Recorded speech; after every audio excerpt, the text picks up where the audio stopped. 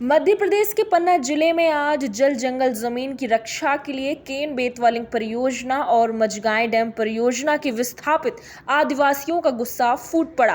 प्रशासनिक वादा खिलाफी और दमन के विरोध में जय किसान संगठन के नेतृत्व में हजारों किसानों और महिलाओं ने दिल्ली कूच का ऐलान किया है, जिससे पूरा शहर छावनी में तब्दील हो गया। क्या है पूरी खबर हम आपको बताएंगे, पर रुकेंगे एक ब्रेक के लिए।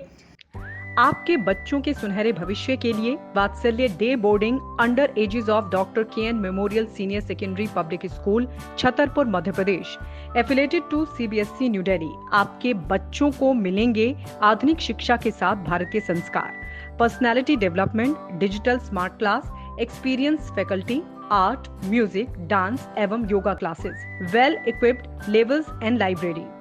अब देर मत करें, बच्चों के भविष्य को बेहतर बनाने के लिए आज ही संपर्क करें। Doctor KN memorial senior secondary public school, Saura road, Chhatarpur Madhya Pradesh. एक बार विद्यालय कैंपस का विजिट अवश्य करें।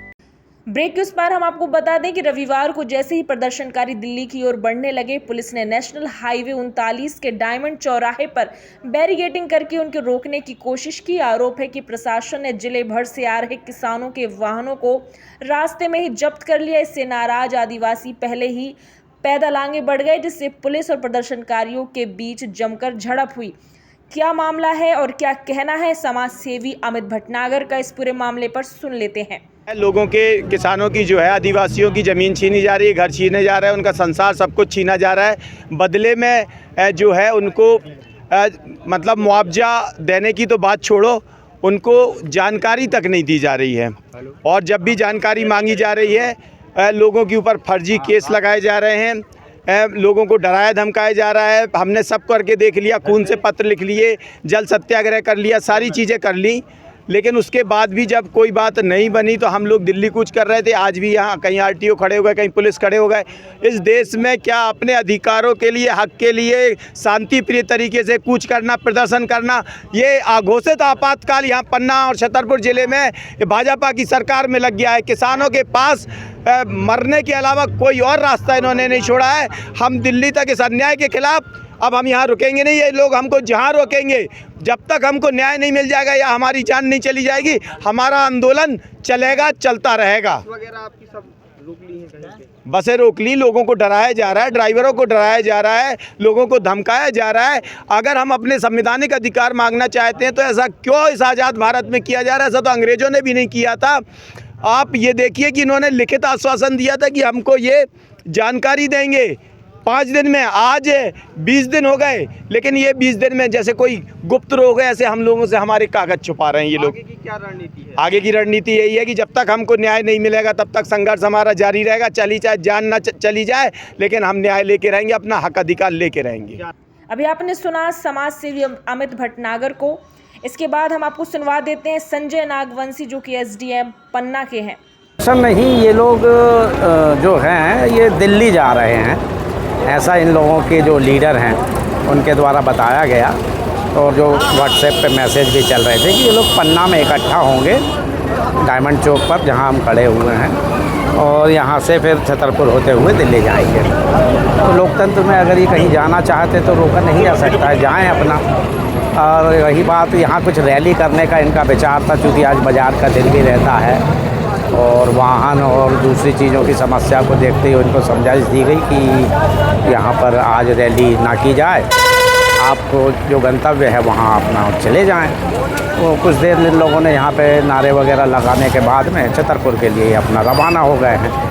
और जैसा बताया जा रहा है कि ये इनमें से कुछ लोग जो हैं शायद दिल्ली जाएंगे।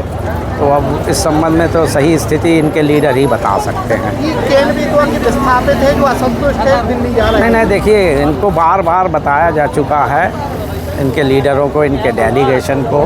केन बेतवा वाले भी कुछ है, कुछ मजगांव परियोजना वाले भी हैं, कि जो शासन की नीति थी, जो भू अर्जन का नियम है, उसके तहत ज़मीनों, भवनों, अन्य संरचनाओं का अधिग्रहण हुआ है। और उससे पहले पूरी प्रक्रिया पालन करके संबंधितों की सहमति लेते हुए भू अर्जन की कार्यवाही की गई है। उसके बावजूद भी किसी प्रक्रियात्मक कार्यवाही से यदि कोई व्यक्ति असंतुष्ट है तो उसमें कानूनी प्रावधान है, वो अपना न्यायालय जाके अपना पक्ष रख सकते हैं और वहाँ से निराकरण करा सकते हैं। लेकिन पूरे जिले से किसान एकत्रित हुए हैं, किंतु प्रशासन के द्वारा उनकी गाड़ियों को रोका गया है।